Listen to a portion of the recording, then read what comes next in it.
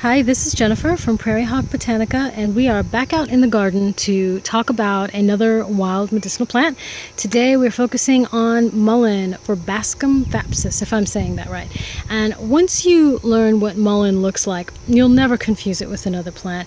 It's hallmarked by these soft, fuzzy, kind of gray-green leaves that also have kind of a tough, leathery look to them. When it flowers, which is usually in the late spring, at least here in Texas where I am, it'll send up these really tall flower stalks that sprout dozens of little yellow flowers. That's actually happening now, but I don't think the sun's kind of shining on these flower stalks, making it hard to see. So I'll make sure to put some pictures up of that so you can get a closer look at what the flowers look like and be able to better identify it. If you haven't already been able to tell, this plant is big, y'all. It can get up to 5 feet tall easily with a 2-foot wide spread. If it's really happy, I've heard that the plants can reach, 7 feet and upwards. Usually around here, 3 to 5 is what I usually see.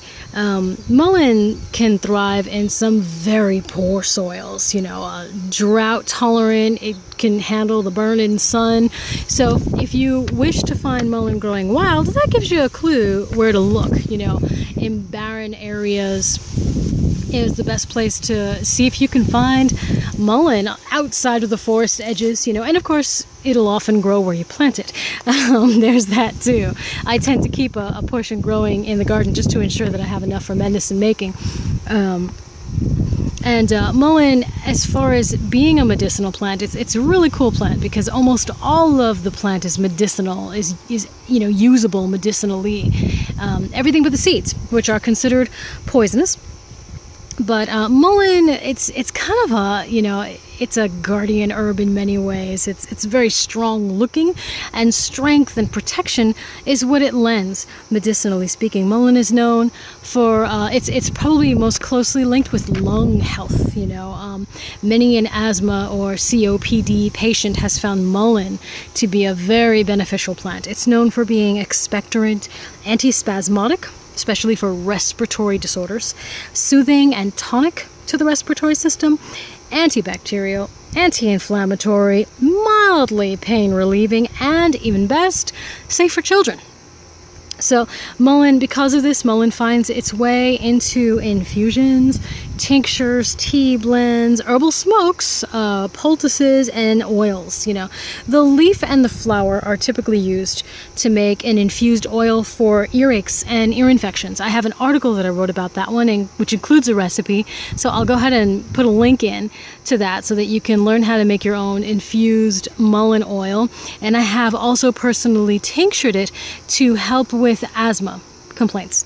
I find both to be very, very effective. Do note, however, that the leaf and that fuzziness can be a bit of a contact irritant for some. It's not for me, but my daughter swears that she gets itchy after touching mullein. So by itself, it can be really, really great for ear infections, just as an infused oil, but if you combine it with garlic, woo, you have a winning combination that even studies have shown is effective at soothing the pain of ear infections in children while their little bodies heal the infection itself, which is, what would usually happen anyway if we didn't interfere by adding antibiotics into the mix.